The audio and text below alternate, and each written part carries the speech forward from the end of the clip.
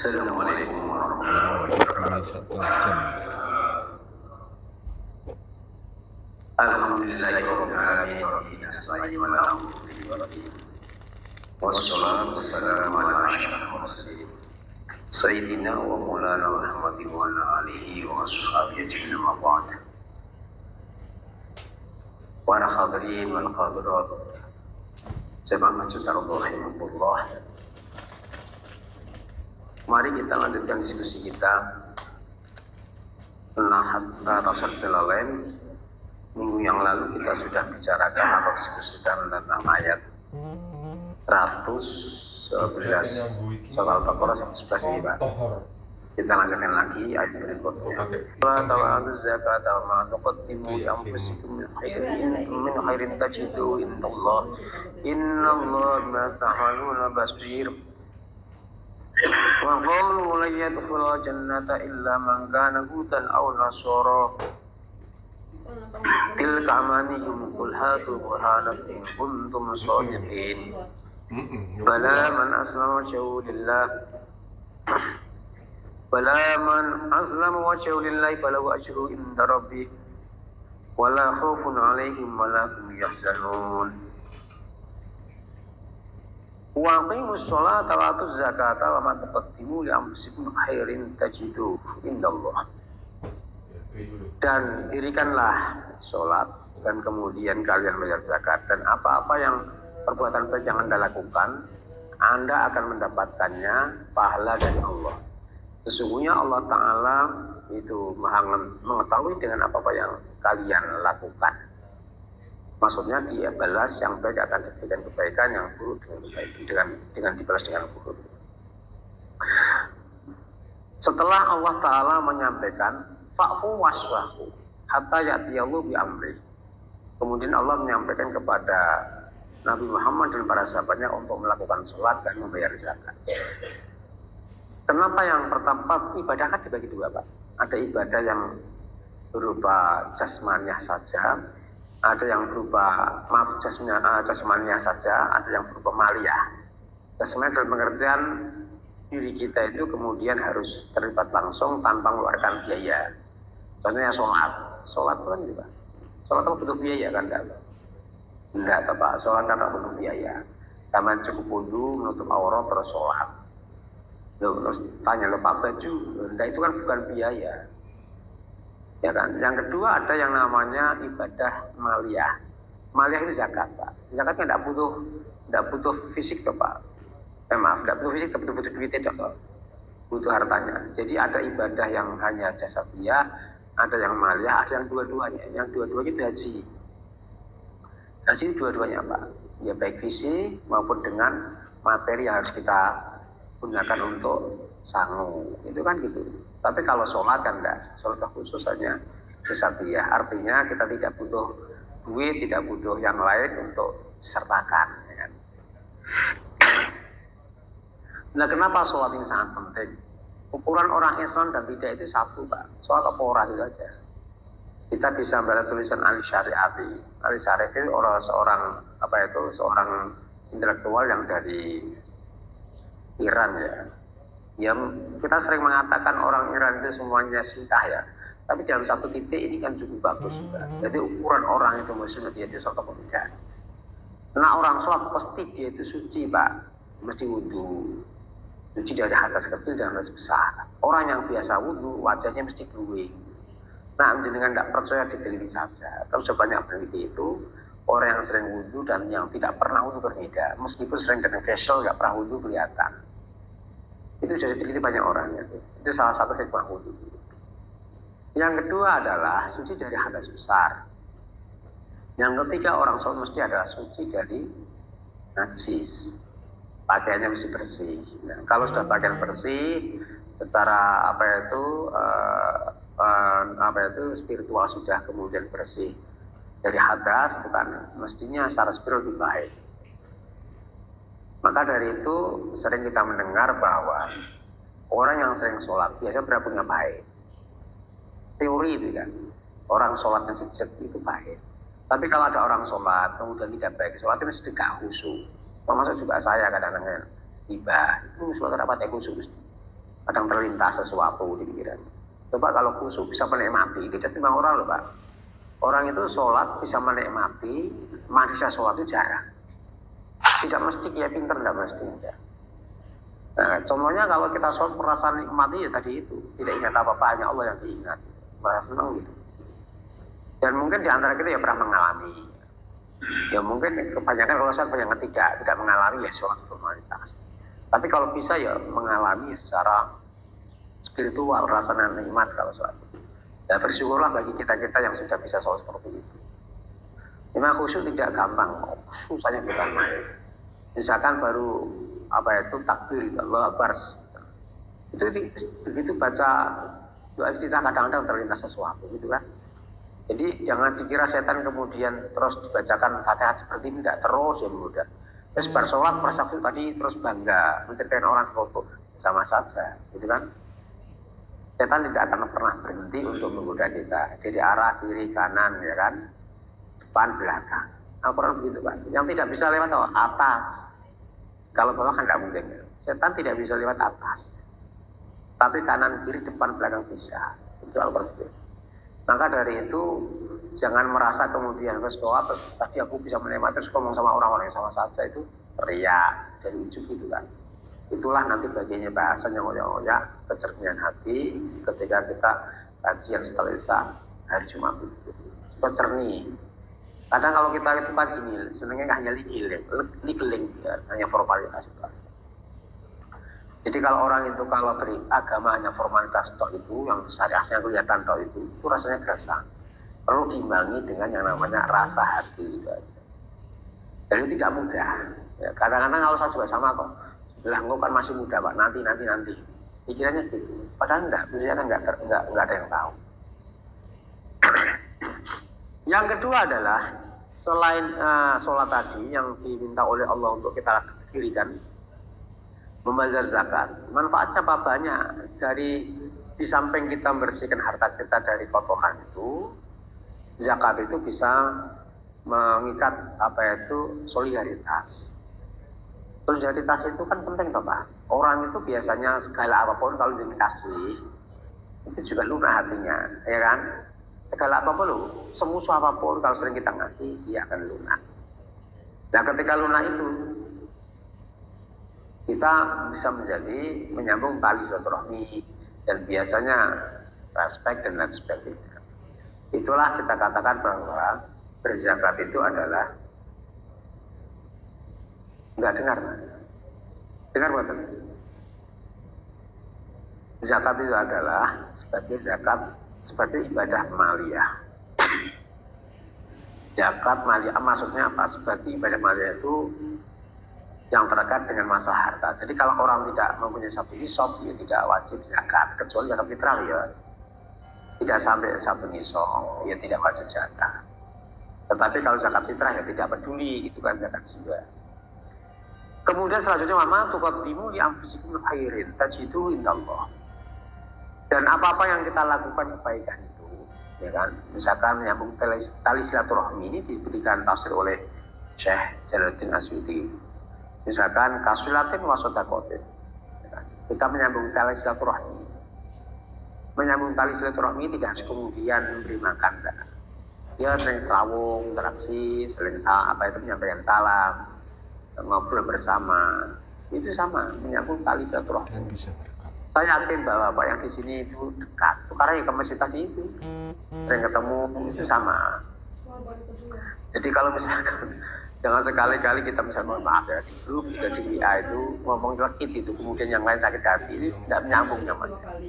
Maka dari itu hati-hati di grup buyur biasa, tapi jangan ngomong nyelekit. Kalau nyelekit yang lain tersinggung kan artinya memutus Pak, keluar itu tidak baik. Maka saran saya ya memang orang berbeda-beda, ada yang seperti Pak Eswati kan biasa ngajak guyon ya, kita maklumi gitu kan. Tapi kalau yang kemudian ngomong nyelekit yang lain tersinggung ya jangan. Oleh karena itu, bagian daripada nyambung tali silaturahmi dalam situasi yang seperti sekarang ini misalkan. Tadi itu di grup ya sama saja, tetap kita jangan ngomong yang memuliakan pada orang lain. Kalau misalkan tidak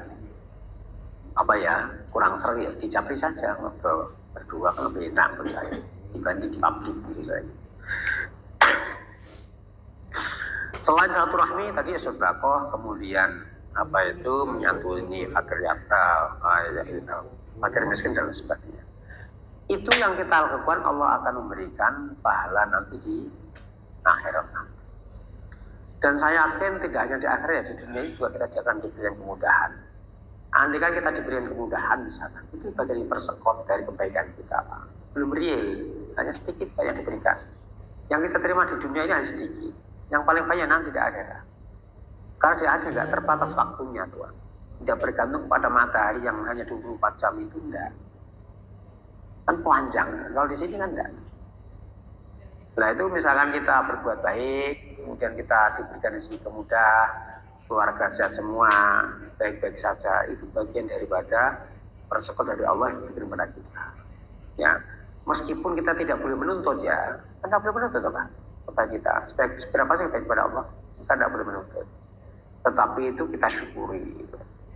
Insya Allah akan mendapatkan kebaikan atau pahala yang lebih banyak nanti di akhir. Innallaha bima ta'maluna basir fayujazikum bihi. Sungguhnya Allah Ta'ala dengan apa yang kita lakukan, Allah Ta'ala maha mengetahui. Maksudnya apa? Tahu hitung-hitungannya. Maka Allah akan memberikan balasannya. Selesai yang ini. Wa qulu la yadkhulul jannata illa man kana hudan aw nasara. Tilka amaniyyu. Qul hatu burhanakum in kuntum shadiqin. Orang-orang Yahudi dan Nasrani, mereka mengklaim orang itu tidak akan bisa masuk surga kecuali mereka itu beragama Yahudi atau Nasrani. Setiap agama kan mengklaim begitu, Pak. Tidak bisa masuk surga kecuali mereka yang satu kelompoknya. Orang Yahudi juga sama, Nasrani juga sama begitu. Kalau di Nasrani itu kan ini sih Pak, yang penting dia mengikuti Yesus itu kan anggapan mereka. Dia masuk surga kan meskipun menurut baik atau buruk terserah nanti dia akan dapat itu. Kalau Islam kan tidak mesti. Kita meskipun Islam mau syahadat, tetapi kalau perilaku kita tidak baik kan, tidak kemudian masuk surga otomatis kan tidak tahu. Ya disisa dulu kan begitu. Nah. Setiap agama juga seperti itu. Tapi ini jelas Allah Ta'ala itu menolak anggapan orang-orang Yahudi dan Nasrani yang mengatakan bahwa mereka itu yang masuk surga. Maka Allah berikan komentar. Ini di dalamnya dijelaskan. Begini, ceritanya begini Pak. Orang-orang Yahudi Madinah itu mengolok-olok kepada orang-orang Nasrani yang ada di Najron. Najron itu sebuah daerah yang dekat Madinah, tetapi paling banyak ditempati oleh orang-orang Nasrani, para pendeta gitu. Mengolok-olok, loh kamu tidak akan masuk surga. Kenapa? Karena kamu Nasrani bukan Yahudi. Begitu juga orang-orang Nasoro atau Nasrani di Najron mengatakan bahwa orang-orang Yahudi pun tidak masuk surga. Kenapa? Karena tidak meyakini Nabi Isa sebagai utusan Tuhan dan itu kan. Maka dari itu kan saling menilai. Kemudian Allah Ta'ala menyampaikan tilka amaniyum kul hatu burhanakum. Oh itulah ucapan seperti itu. Itu kan hanya angan mereka. Anggapannya seperti itu gitu. Terus kemudian Allah menyampaikan kul hatu burhanakum in kuntum shadiqin. Katakan hai Muhammad kepada mereka, tunjukkan buktinya mana dan argumentasimu apa. Kalau Anda itu betul-betul benar sebagaimana Anda yakini. Mereka tidak bisa menunjukkan. Nabi mengatakan tidak. Bala man aslama wajhahu lillah. Ya tidak begitu gitu kan. Tulis yadkhul jannata wa yarhum. Yang lain juga bisa masuk surga. Gitu kan.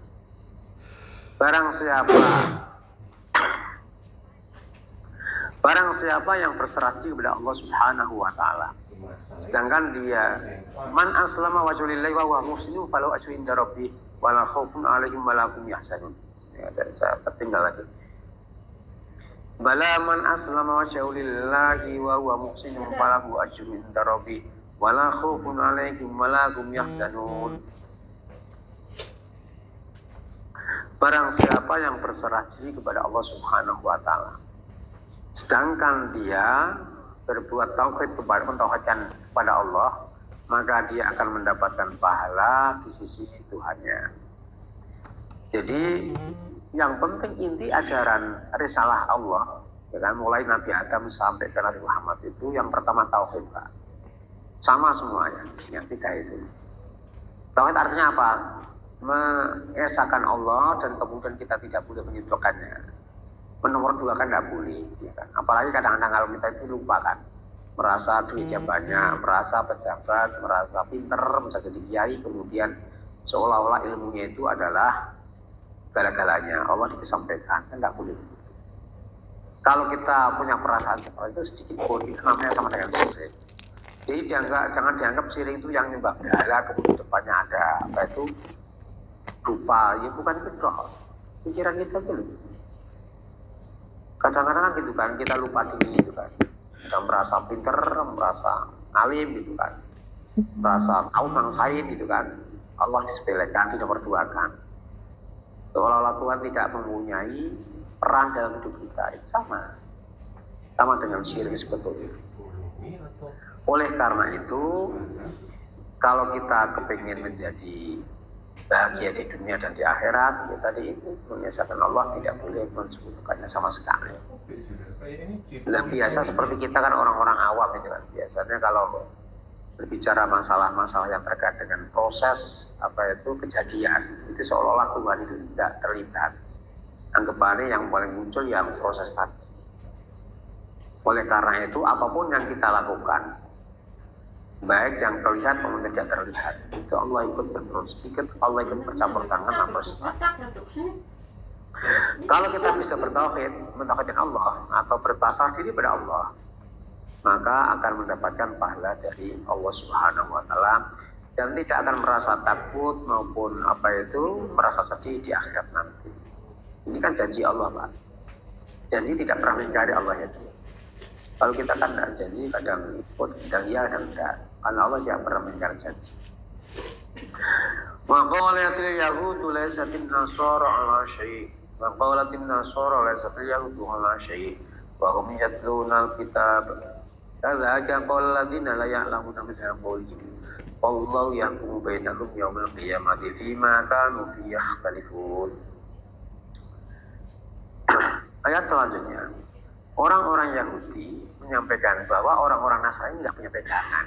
Sudah itu tidak punya pegangan, ya gini, agama apa itu agama yang dipegang oleh orang-orang Nasrani tidak benar. Tidak ada dasarnya kan. Begitu juga orang-orang Nasrani menyampaikan bahwa orang-orang itu pun sama, tidak punya pegangan. Agama tidak tidak benar gitu kan. Padahal mereka sama-sama membaca kitab yang Allah turun kepada mereka. Al-Munazzalu alaikum wa fi kitab Yahudi tasdiqu Isa wa fi kitab Nasr tasdiqu Musa wal jumlatu halun. Begini. Padahal mereka sama-sama baca kitab Taurat dan sama-sama juga membaca kitab Injil. Sebetulnya di kitab Taurat itu sudah dijelaskan bahwa nanti ada nabi setelah apa itu sebelum Nabi Muhammad ada yang namanya Isa sebagai nabi yang akan memberikan pencerahan. Sama Pak di Taurat. Begitu juga di Injil juga sama. Membenarkan apa yang dibawa oleh Musa.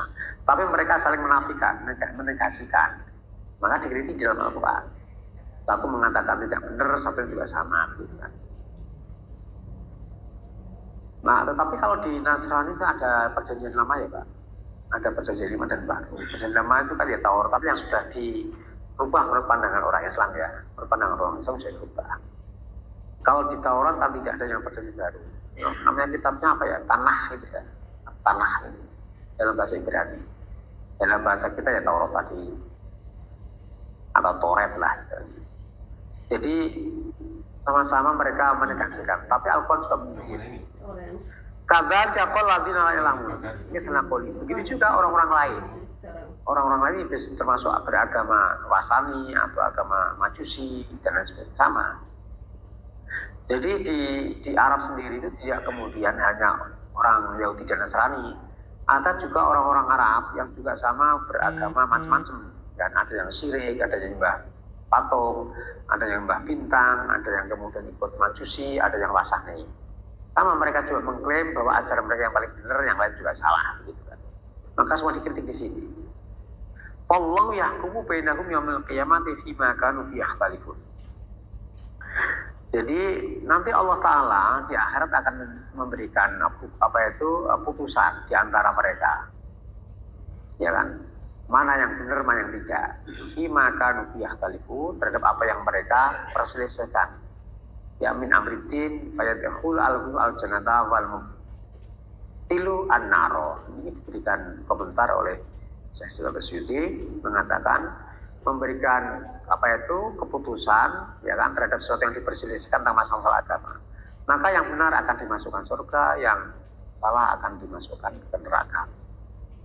Wa man Allah mimma mana'a masajidallahi mimma mana'a masajidallahi adhkara fi hasbuhu wa sa'a fi khurabiha. Ulaika ma kana lakum ayyadkhuluha illa khaifin lahum fid dunya khizu wa lahum fil akhirati adzabun 'adzim.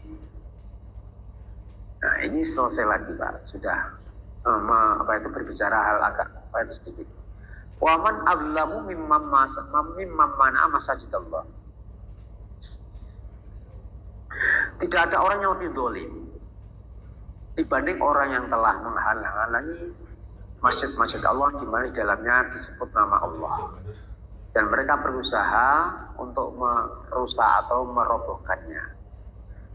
Jadi begini Pak, orang yang kalau ada masjid ataupun tempat ibadah, itu kan kadang-kadang kita kan sering melihat situasi masjid dirobohkan, kemudian dirusak dan sebagainya, ataupun tempat-tempat ibadah yang lain. Kalau misalkan orang yang berbuat seperti itu paling dolim menurut Al-Quran. Paling dolim kalau ada orang merusak tempat-tempat ibadah. Zaman dulu sudah ada Pak, seperti ini. Ini ayat ini kan bersifat umum ya Pak. Zaman dulu ketika zaman Romawi, itu ada tempat Haikal Sulaiman. Haikal Sulaiman tempat ibadah Nabi Sulaiman. Itu kan dirusak oleh Romawi. Begitu Nasrani menjadi agama negara, didirikan gereja yang besar sekarang ini kita lihat. Jadi kalau kita datang ke Masjid Aqsa, depan kita ada gerejanya lah Pak. Belum jadi tuh. Gereja besar gitu kan. Sebelahnya ada bekas bangunan Nabi Sulaiman yang hancur, tinggal dinding ratapan itu kan. Nah kemudian masjid yang sekarang ini itu bukan kemudian Masjid Aqsa yang zaman dulu, bukan.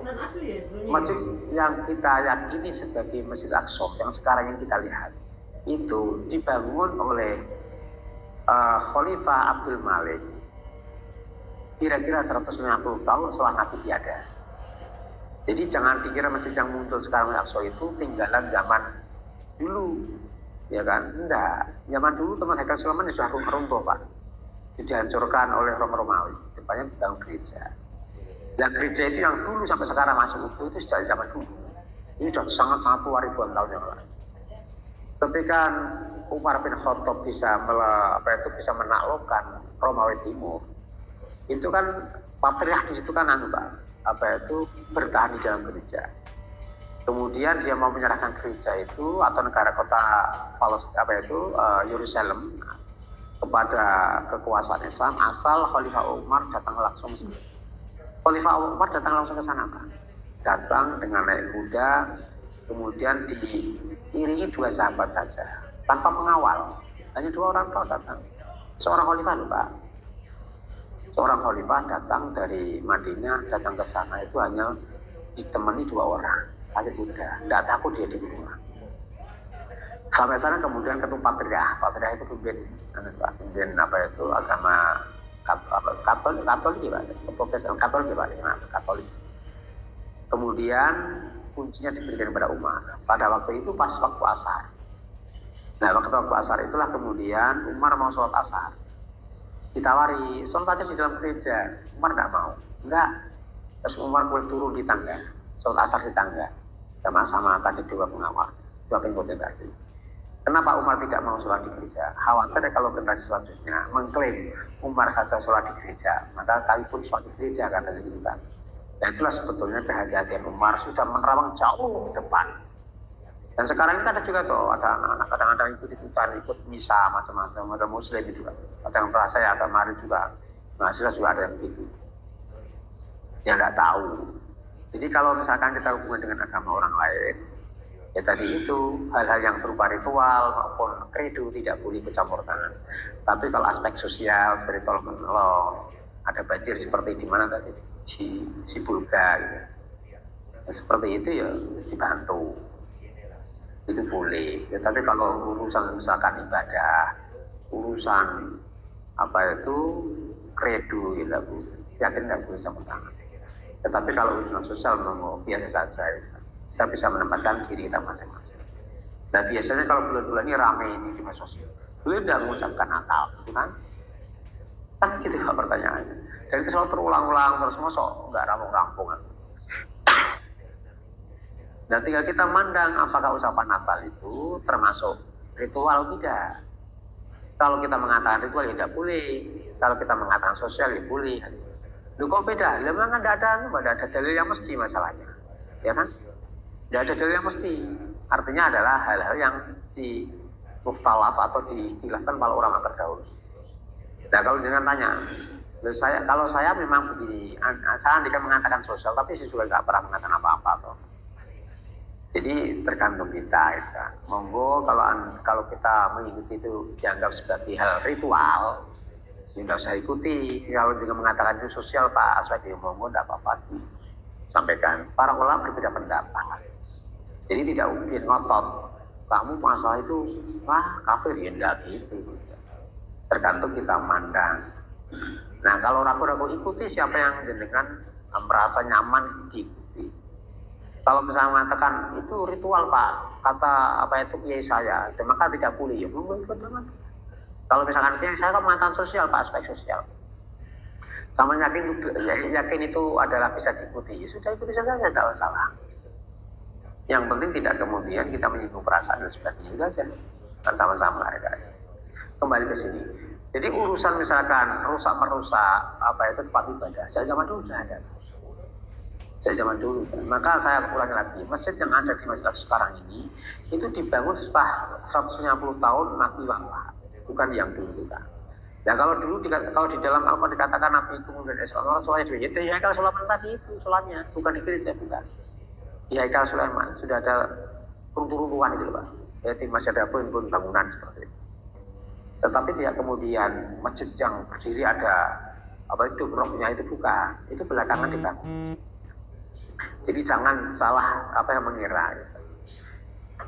Maka dari itu orang-orang yang telah merusak misalkan tempat ibadah itu menurut Al-Quran itu paling zalim di dunia. Maka misalkan apa itu zaman dulu tidak pernah, zaman Nabi tidak pernah. Kecuali ada masjid yang namanya masjid apa itu saya lupa itu. Saya lupa. Ketika Nabi mau perang Tabuk itu kemudian ada orang-orang munafik kemudian sendiri itu kan menandingi itu kan mau dirobohkan juga pernah ada begitu. Ula ikama kana lakum ayatuluha illa dhaifi. Mereka itu tidak akan pernah bisa masuk masjid kecuali dalam keadaan takut. Lahum fid dunya khizy wa lahum fil akhirati adzabun adzim. Artinya kalau yang ini terkait dengan apa itu ketika Nabi itu mau datang ke Mekah. Nabi pertama kali kan mau umroh Pak. Tidak boleh kan kemudian terjadi yang namanya apa itu terjadi Hudaybiyah. Hudaybiyah itu rada penting Pak. Peristiwa yang mengagumkan juga. Jadi begitu Nabi tidak jadi datang ke Mekah karena mau ibadah ya kan, itu udah atau akhirnya kan. Kemudian Nabi ada perjanjian Hudaybiyah dengan orang-orang Muslim. Setelah perjanjian Hudaybiyah pun orang-orang Muslim di Mekah pun menghalang-halangi, ya kan? Kan perjanjiannya setelah 2 tahun itu kan. Itu terjadi pada tahun 6 Hijriah sebetulnya. Setelah tahun ke-8 Nabi bisa melakukan haji wada itu sebetulnya. Nah, lahu fitnuh hizun. Maka orang-orang yang menghalang-halangi itu dia pun akan mendapatkan apa itu siksa atau mendapatkan kesulitan dan hinaan di akhirat pun akan mendapatkan siksa yang pedih gitu kan. cerita ini terkait dengan ketika Nabi mau datang ke Mekah untuk beribadah tadi, tapi dihalang-halangi oleh orang-orang musyrik. Kemudian tahun berikutnya, 2 tahun kemudian Nabi bisa melakukan ibadah wajib wada. Mereka kemudian ditawan dan kemudian dimintai denda dan sebagainya. Dan ketika Fathu Mekah itulah maka banyak orang masuk Islam. Jadi sampai para sahabat euforia, Pak. Nabi itu bawa pengikut banyak, Pak. Ada yang mengatakan 24.000, bahkan ada yang mengatakan 124.000 haji dari Madinah menuju ke Mekah. Banyak, Pak, pengikut itu, Pak. 124 itu banyak, Pak. Tidak sedikit itu, hampir separuh beberapa jamaah kita itu, Pak. Zaman dulu loh ya, jalan kaki, pakai kuda, pakai onta. Sekarang kan enggak, kayak pesawat. Saya kira cukup dari sini Pak ya, sudah jam 5 ternyata. Wallahu a'lam bishawab. Assalamualaikum warahmatullahi wabarakatuh.